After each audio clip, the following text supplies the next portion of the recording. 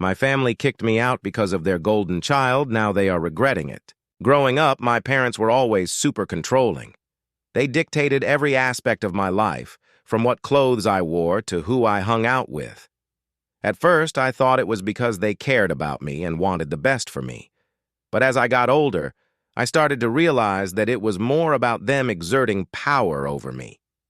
They would constantly belittle me in front of others, making snide comments about my appearance, intelligence, or abilities. They'd compare me to my siblings or cousins, always finding ways to make me feel like I wasn't good enough. And God forbid I ever made a mistake.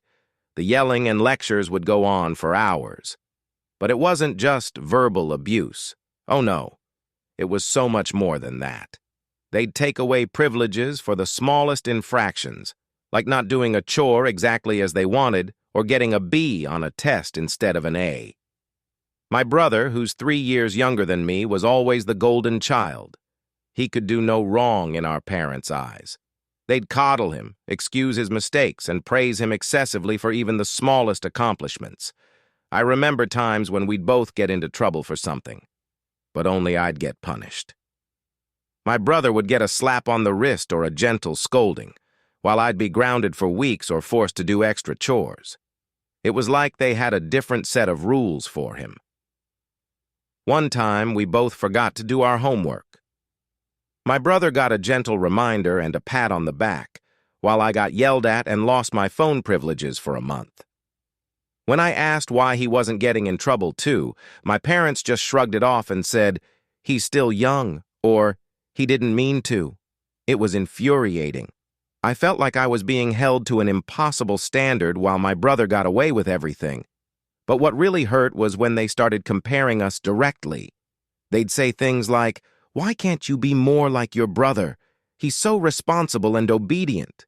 Or, "Your brother is doing so much better in school than you are."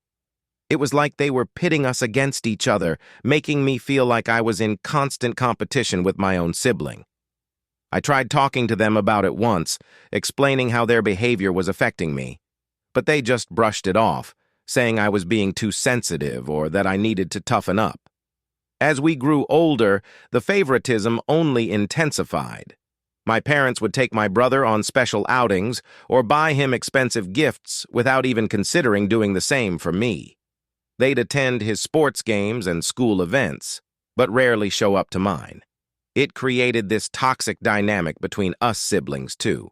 My brother would often take advantage of their favoritism, knowing he could get away with things that would get me in trouble. And when we fought, which was often, our parents would always take his side. I'll never forget the day of my final exam in high school. I had studied for weeks, pouring my heart and soul into preparing for it. I had set multiple alarms to make sure I woke up on time, but somehow I overslept. When I finally woke up, it was too late. The exam was already over and I had missed it. I was devastated. All that hard work down the drain. As I stumbled out of bed, still trying to process what had happened, my brother walked into my room with a smirk on his face. "Hey, bro, you're going to be late for school," he said nonchalantly. That's when it clicked. My alarm clock was off. Someone had turned it off. I felt a surge of anger and accusation towards my brother. "You did this, didn't you?" I demanded. He just shrugged and said, "Maybe," with a sly grin. I was furious. All my hard work, all my stress and anxiety leading up to that exam, gone because of his carelessness or maybe even malice. I stormed out of my room, determined to confront him about what he'd done. But before I could even get a word out, our parents intervened. "What's going on here?" our mom asked, her tone stern but directed at me. "He turned off my alarm clock," I exclaimed. "I missed my exam because of him." But instead of being angry or disappointed in my brother's behavior, our parents started defending him. "Oh, come on," our dad said dismissively. "It was probably an accident." "Yeah, don't be so hard on your brother," our mom chimed in. "He didn't mean to hurt you." I couldn't believe what I was hearing. They were taking his side again. They were excusing his behavior and blaming me for being too sensitive or overreacting. The injustice of it all boiled over inside me. How could they not see what their precious golden child had done? How could they not hold him accountable for his actions? The argument escalated until finally, our parents told me to calm down and drop it. The rest of the day was a blur as I struggled to come to terms with what had happened. Missing that exam meant failing the grade, which meant having to retake the entire year. As time went on, I tried to put the incident behind me and move forward. But one day I was running errands and lost track of time. I completely forgot to pick up my brother from school. I know it was a terrible mistake and I should have been more responsible. But what happened next was unbelievable. When I finally remembered and rushed to pick him up, he was already gone. Our parents had received a call from the school and were furious. They had arrived at the school, found him waiting alone, and were livid. When I walked into the house, they were both waiting for me in the living room, their faces red with anger. "How could you do this?" our mom yelled. "You're so irresponsible. You're supposed to be taking care of your brother." I tried to apologize and explain that it was an honest mistake, but they wouldn't listen. They just kept yelling at me, telling me how selfish and careless I was. But then things took a turn for the worse. Our dad started saying things like, "We can't trust you with anything," and "You're not fit to take care of your own brother." It felt like they were trying to strip away my self-worth. The argument escalated until our dad slammed his fist on the table and said, "That's it! You're out of this house! You can't live here anymore if you're going to be so irresponsible." I was stunned. They were actually considering kicking me out of my own home because of one mistake? Meanwhile, my brother had done far worse things without consequence. The day I turned 18, I knew it was only a matter of time before our parents would kick me out. And sure enough, they did. They told me I was old enough to take care of myself and that they couldn't afford to support me anymore. I wasn't surprised. In fact, I was relieved. I had been planning for this moment for months. I used up my savings to rent a small apartment in a modest neighborhood. It wasn't luxurious, but it was mine. I felt a sense of freedom and independence that I had never experienced before. To make ends meet, I took on a part-time job as a waiter at a local restaurant. It wasn't easy, but I was determined to save up enough money to pay for my school fees and start fresh. The job was tough, but it taught me valuable skills and humility. I learned to appreciate the little things in life and not take anything for granted. One day, while I was working at the restaurant, he walked in with his friends. They were laughing and joking around, clearly enjoying themselves. As they were seated at one of my tables, my brother caught my eye and pretended not to recognize me. He looked right through me like I was invisible. I felt a pang of hurt and anger, but I kept my cool. I took their orders and served them with a smile, pretending like nothing was wrong. But inside, I seethed with resentment. How could he do this to me, after everything our parents had done to favor him over me? As they left the restaurant, his friends teased him about having a waiter brother who couldn't even get a real job. My brother just laughed along with them, acting like he didn't know me at all. 2 days after the incident at the restaurant, my brother showed up at my apartment, looking sheepish and desperate. He asked me for money, claiming he needed it for some emergency. I was taken aback by his audacity. After mocking me in front of his friends, he had the nerve to come to me for help? I refused, of course. I told him I was barely scraping by myself and couldn't afford to lend him anything. But my brother didn't take no for an answer. He started getting agitated, his voice rising as he threatened to create a scene at my workplace if I didn't give him the money. I didn't take him seriously. I thought he was just bluffing. So I stood firm and told him to leave. Big mistake. The next day, while I was working at the restaurant, my brother showed up again. This time, he was crying and causing a scene in front of all the customers. He claimed that I had stolen money from our parents' house before I left, and now I was refusing to give it back. He even added a twist, that the money was meant for our father's medical treatment. The boss of the restaurant heard the commotion and stormed out of his office to see what was going on. My brother poured on the drama, playing the victim like a pro. Before I could even open my mouth to defend myself, the boss turned to me and said, "You're fired." Just like that. No questions asked. No chance to explain. I tried to protest, but it was too late. The damage was done. My brother had successfully sabotaged me once again. I applied to several jobs, but it seemed like my brother's sabotage had followed me. No one wanted to hire someone with a troubled past. Finally, after weeks of searching, I landed a new job at a small retail store. I was relieved to have a steady income again. But my relief was short-lived. My brother found out where I worked and started showing up regularly, demanding money from me. Each time, I had to give in to his demands just to avoid another scene. I felt trapped and helpless. My parents, who were supposed to support me, were nowhere to be found. In fact, when I told them about the incident at the restaurant, they took my brother's side again. They said I must have done something wrong for my brother to react that way. They didn't believe me when I told them about his manipulation and lies. Defeated, I kept my mouth shut and continued to work hard. But it seemed like no matter how hard I tried, my brother was always one step ahead of me. Time passed and I turned 20. But my struggles didn't end. One day I fell ill with a high fever and couldn't go to work for several days.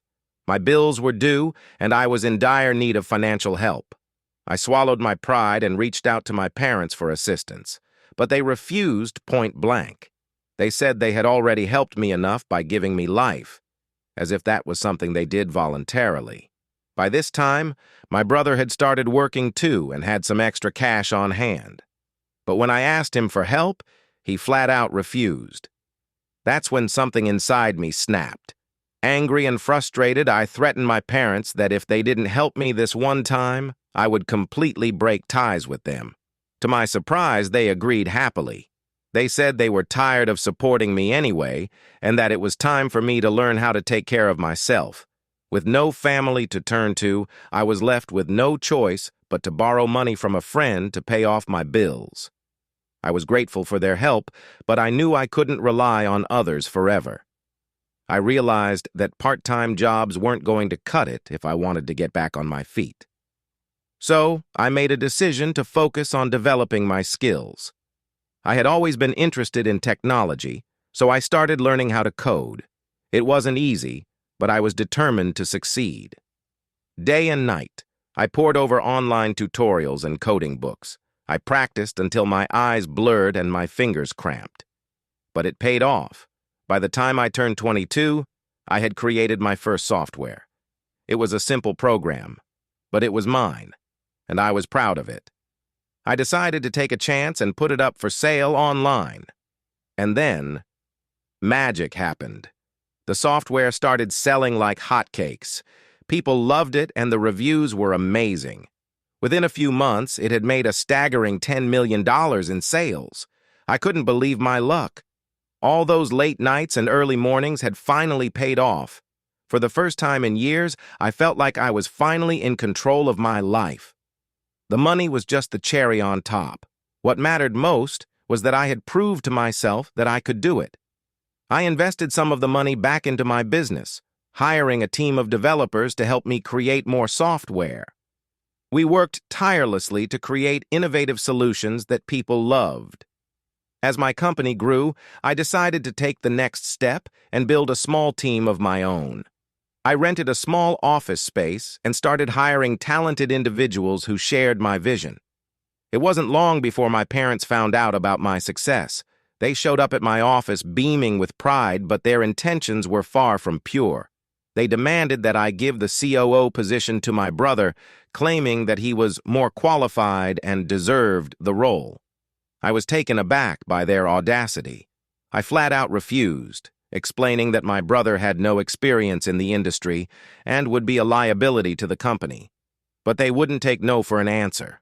They threatened to create a drama at my company, saying they would tell everyone about how I had abandoned them and didn't care about family. I knew it was just another one of their manipulative tactics.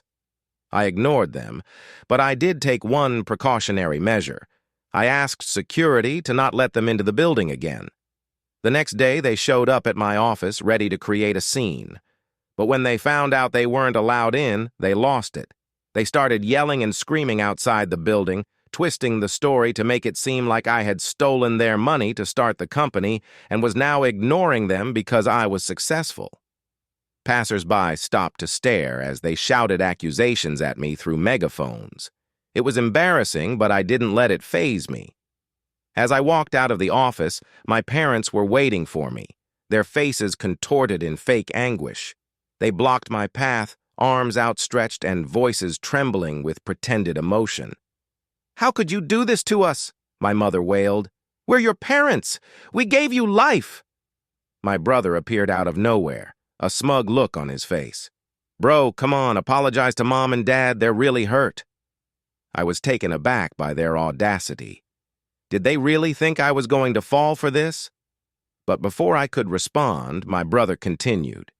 "And listen, bro, I think it's only fair that I take the COO position. I mean, I'm your brother, and family should come first."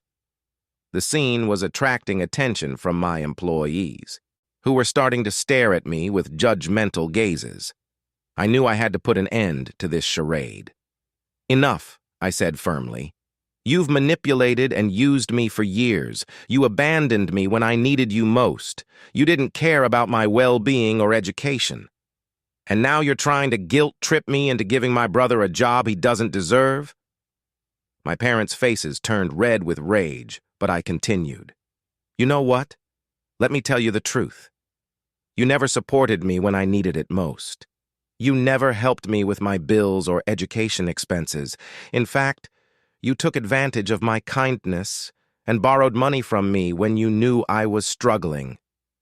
The employees' eyes widened in shock as they realized the truth.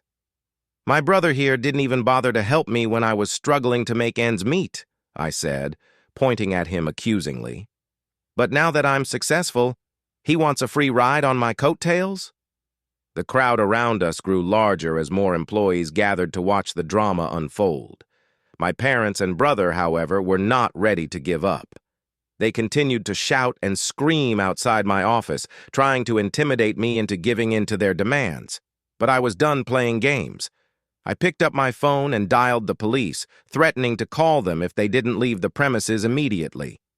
Finally, after what felt like an eternity, they stormed off, leaving behind a trail of embarrassment and shame. I thought that was the end of it, but little did I know that they had one last trick up their sleeve. Later that day, I received a call from my bank manager. "Sir, we need to talk about a suspicious transaction," he said gravely. It turned out that my family had somehow gotten hold of my checkbook and tried to forge my signature to withdraw $1 million from my account. The bank's security team had caught them in the act and were holding them at the bank until the police arrived. I was livid. How could they stoop so low? I didn't even bother going to the bank. Instead, I called the police directly and reported the incident. They arrived at the bank shortly after and took my family away in handcuffs. As I watched them being led out of the bank in shame, I couldn't help but feel a sense of relief wash over me. It was finally over. They could no longer manipulate or control me. The police investigation revealed that they had been planning this heist for months, using their fake drama outside my office as a distraction while they stole my checkbook. The judge wasn't lenient with them. They were charged with forgery and attempted theft and faced serious jail time.